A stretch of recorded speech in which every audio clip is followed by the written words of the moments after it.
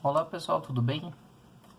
Hoje o nosso bate-papo vai falar um pouco sobre contabilidade social, tá? E também balança de pagamentos. Tá? Basicamente, pessoal, o conceito de contabilidade social é um conceito que está muito associado, né, ao registro contábil, né, que os agregados nacionais têm, né, de um país, né, ao longo de um dado período de tempo. Quem bolou pela primeira vez essa parte de contabilidade social foi o Keynes. Né? O Keynes é o precursor dele, do arcabouço teórico, né, e da formulação das matrizes, né, para que haja a contabilidade, ou seja, o registro contábil de tudo que se produz dentro de um país. Tá?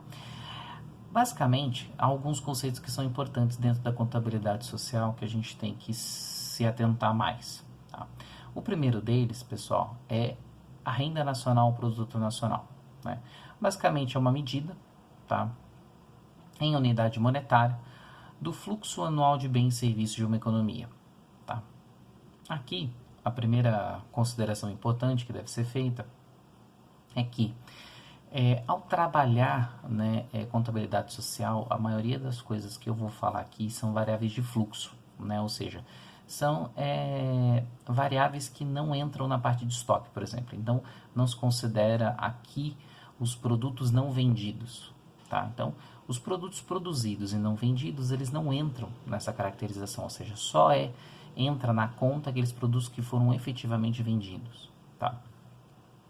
O conceito de renda nacional, produto nacional, o mais conhecido deles é o do produto interno bruto, que é o PIB, né, que ele representa a soma, tá, em valores monetários, de todos os bens e serviços produzidos, finais, né, bens e serviços finais, produzidos numa determinada região, tá, durante um determinado período, independentemente de quem sejam os donos dos bens e serviços. Ou seja, tudo que é produzido dentro de um território, né, vamos supor aqui o caso brasileiro, tá, que eu acho que é o caso, é o exemplo fácil de dar. Ou seja, tudo que é produzido internamente, né, de bens e serviços finais, tá, dentro do território brasileiro, independentemente de quem seja o dono desse meio, ou seja, de quem produziu, né, se for uma empresa nacional, estrangeira, não importa, tá, vai ser contabilizado no produto interno bruto. Né?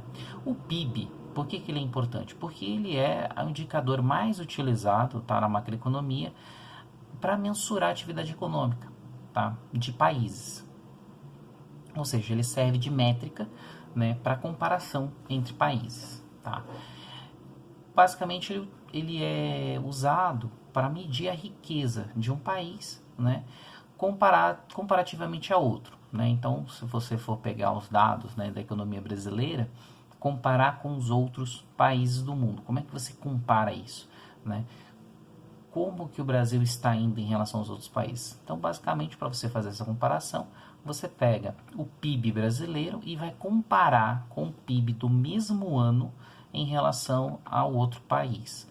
Tá? Então, por exemplo, você pode pegar o PIB dos Estados Unidos, PIB do México, né, PIB da Argentina, PIB da Europa, algum país da Europa, né, Alemanha, Itália, e comparar com o PIB brasileiro. Sempre lembrando, né, de deixar na mesma base monetária. Geralmente lá fora você trabalha em dólares e aqui no Brasil você trabalha em reais. Então você simplesmente converte, né, para o preço de dólares, né, e faz a comparação, sempre na mesma moeda. Tá? Na contagem do PIB, considera-se apenas os bens e produtos finais, né, como eu tinha falado anteriormente, excluindo os bens de consumo intermediário. Por que isso? Né? Isso é feito para evitar o problema de dupla contagem. Por quê? Se você contasse os bens intermediários, né, da mesma forma que ele foi fruto de um processo, né, ele será consumido em outro. Então, como você só quer saber a origem do produto e como que ele é vendido na sua versão final, tá? Então só se pega na cadeia só o início e o fim. Né? Os produtos intermediários ali que são consumidos, vendidos, utilizados, não entram no cálculo do PIB. Tá? Isso faz com que haja uma contagem mais fiel à realidade, né? E evita esse problema de dupla contagem. Tá? Existem outros conceitos também importantes, como produto nacional bruto, que é muito parecido com o produto interno bruto, com uma diferençazinha sutil, que é o seguinte, são todos os bens e produtos finais produzidos por cidadãos ou famílias de uma determinada nação ou território, tá? Ou seja, produto nacional bruto, independentemente se ela foi produzido dentro do país ou lá no exterior, tá? Isso quer dizer o seguinte, que empresas, vamos pegar o caso brasileiro novamente, né, empresas brasileiras que produzem no exterior, não entram no cálculo do PIB brasileiro, porque elas estão produzindo no exterior, mas é computado como produto nacional bruto. Tá? Essa medida é importante porque permite verificar se existe, como que está a nossa produção, né? Como que está o cálculo, a produção nacional, a renda nacional, se ela está muito centralizada no país, se ela está internacionalizada, se existe muito estrangeiro no território nacional. Então, para isso que é feita essa diferenciação. Tá? Existe o produto nominal, né, o produto nacional bruto nominal e o produto nominal bruto real. A diferença entre eles é que o nominal é feito pelos valores, né, a preços de mercado, tá?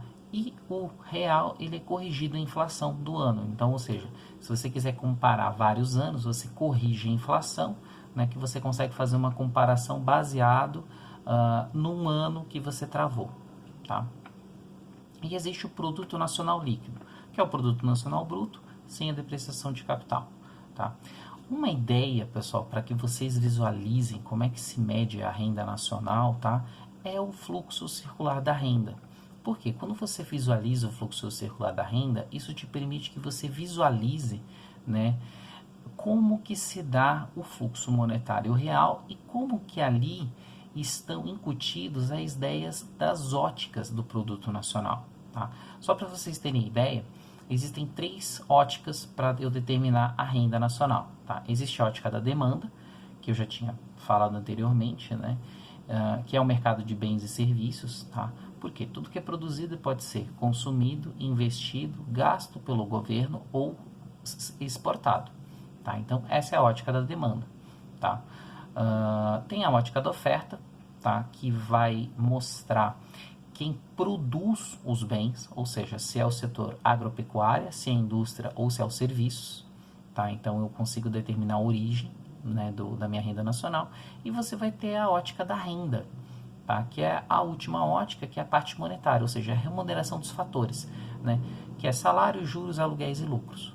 Tá? Então, com essas 3 óticas, você consegue identificar ela no fluxo, no diagrama de fluxo circular da renda com os 3 agentes. Tá? Existe um 4º agente, né, que ele é omitido geralmente, que é o setor externo, tá? Mas ele, a priori, ele não é tão importante assim. Tá? Ele é importante, mas para efeitos de medição, né, só se considera ele na ótica da demanda. Né? Por quê? Porque na ótica da demanda ele entra como fator de exportação ou importação. Tá? Os outros não têm como captar isso. Tá? Existem no Brasil as fontes de dados. Né? Quem calcula o PIB nacional, né? Ou seja, quem faz esse cálculo é o Instituto Brasileiro de Geografia e Estatística, o IBGE, na parte de contas nacionais trimestrais. Tá? Então, eles fazem essa contabilidade desde 1945, tá? Você tem cálculo do PIB total, tá? Mas o cálculo mais esmiuçado, com relatórios, é uma coisa mais recente, né? O Brasil ele é um pouco atrasado em relação a outros países para esse tipo de informação, de dados. Tá? No mundo você tem 2 sítios importantes, né? Que é o FMI, o Fundo Monetário Internacional, e o Banco Mundial, tá? Que congrega a maioria dos dados em relação a PIB. Tá? O outro assunto, pessoal, que é interessante a gente falar é sobre balança de pagamentos, né? Porque assim, tem que ter uma conta específica para a gente contabilizar tudo que entra e sai do nosso país. E essa conta é a balança de pagamentos. Tá? Basicamente, ela é o registro estatístico de todas as transações, fluxo de bens e direitos de valor econômico, tá? Entre residentes de uma economia e o restante do mundo, dentro de um determinado período de tempo. Geralmente a gente o Banco Central faz controle da balança de pagamento mensal, né? Solta relatórios mensais, tá? E no final do ano ela fecha a contabilização de quanto que o Brasil importou, exportou, recebeu ou enviou para fora de bens, serviços, capitais e direitos. Tá? A conta, ela tem uma parte que é a simplificação dela, né? É que existe uma parte de balança comercial, ou seja, aquela primeira conta que todo mundo escuta falar nos jornais, revistas, né, sites, que basicamente trata de exportação e importação. Então, no mês de julho, a balança comercial foi superavitária em 30 bilhões de reais, de dólares, né? Tudo é contabilizado em dólares para padronização internacional. Tá? Nessa conta aqui. Isso quer dizer o seguinte, que entre exportação e importação houve um saldo positivo, ou seja, nós exportamos mais do que importando, um saldo de 30 bilhões de dólares. E aí vai lá fazer os cálculos para ver quanto que é a balança comercial. Tá? Existe a balança de serviços, né, que é a segunda balança. Tá? Existe um modelo novo, pessoal, que é a BPM6, né, que é a balança de pagamentos, é um padrão novo. Aqui mudou algumas coisinhas, mas ela é extremamente complexa de entender a parte de o que ficou o que, tá? Principalmente a parte de conta capital, ela ficou um pouquinho mais complexa no seu entendimento. Então, vou passar uma versão mais simplificada, né, só para vocês entenderem como é que funciona isso. Tá? A segunda conta é balança de serviços, né, que comporta transporte, turismo, renda de capital, serviços governamentais e outros. Tá? Ou seja, tudo aquilo que é serviços, tá? Não é bem físico propriamente dito, são serviços. Né? Então, poderia ser, por exemplo, remessa de lucros, etc., vai para essa balança de serviços aqui. E transferências unilaterais são transferências que não têm contrapartida. Né? Um exemplo mais clássico é aquele parente que vai morar em outro lugar e te envia dinheiro lá de fora. Né? Isso é considerado transferências unilaterais. Essas três contas, né, ela está com outros nomes, né? Ela está com uma outra divisão na balança nova, mas essas três partes, né? A parte comercial, de serviço e transferências, elas fazem o saldo em transações correntes. Tá?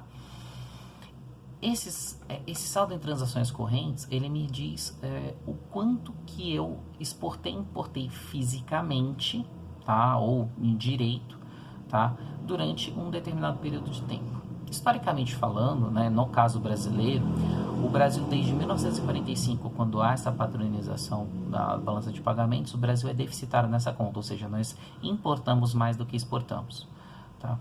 Bens, né, e serviços, e exportamos muito rendas, né, transporte, custo com transporte, etc. Então, somente 2 anos que o Brasil foi superavitário, né? Foi do boom das commodities durante o governo Lula. Se eu não me engano, 2006, 2007 ou 2007, 2008, não estou bem recordado, mas foi os únicos 2 anos que essa conta ficou positiva, né? A gente conseguiu aproveitar bem, tá? E as outras contas, pessoal, que foi um pouco modificada, a parte de conta capital, tá? Aqui é a entrada de capitais, seja investimento estrangeiro direto, reinvestimentos, conta capital propriamente dita, ou seja, entrada de recursos para comprar papéis, né, ações, títulos, obrigações, etc., né, empréstimos. Vai ter uma parte de erros ou omissões e o saldo da balança de pagamentos. O saldo da balança de pagamentos, pessoal, ela tem que dar 0, obrigatoriamente. Tá? O que vai acontecer? Essa conta, se ela der positiva, tá, significa então que nós ficamos positivo em dólares. Né? Mas essa conta tem que dar 0, ela não pode ter resto, ela tem que ter um 0. Tá? Então, se ela ficou positiva, significa então que houve um aumento das nossas reservas cambiais, ou seja, esse dinheiro ele é recolhido pelo Banco Central, é trocado por títulos norte-americanos e esses títulos vão compor as nossas reservas internacionais, que é em moeda estrangeira. Tá? E se for negativo, significa que a gente vai ter que pagar essa escassez de divisas. Então, o Banco Central vai ter que chegar lá e vai ter que ofertar, vai ter que pagar com as reservas que ele obteve, né, durante a fase de acumulação. Tá? Desde 2002 para cá, 2003 para cá, né, houve um forte acúmulo de reservas. Né? Nós passamos ali de 60, 70 bilhões de dólares. Tá? Nós passamos por uma crise em 99, né, uma crise de balanço de pagamentos, tivemos que pedir emprestado dinheiro FMI, e depois a gente começou a acumular muitos dólares, muitos, chegamos até quase, né, um pouco mais de 400 bilhões de dólares, e hoje ela está um pouquinho mais controlada, né, as reservas, está na faixa ali dos 350, 340 bilhões de dólares, tá? Ou seja, um bom colchão, né? Nós tivemos a crise financeira de 2008 e graças a essa vultuosa reserva, que na época dava uns 270 bilhões de dólares, a gente conseguiu segurar bem a onda, né, que vinha dos mercados. Então o dólar não conseguiu disparar de maneira muito acelerada, tá? Então, em termos de contabilização, né, de renda nacional, esses detalhes, né, basicamente é isso, né, não tem mais muito o que dizer, tá? Então, eu vou ficando por aqui, obrigado pela sua atenção, tá? A gente se vê numa próxima. Abraços!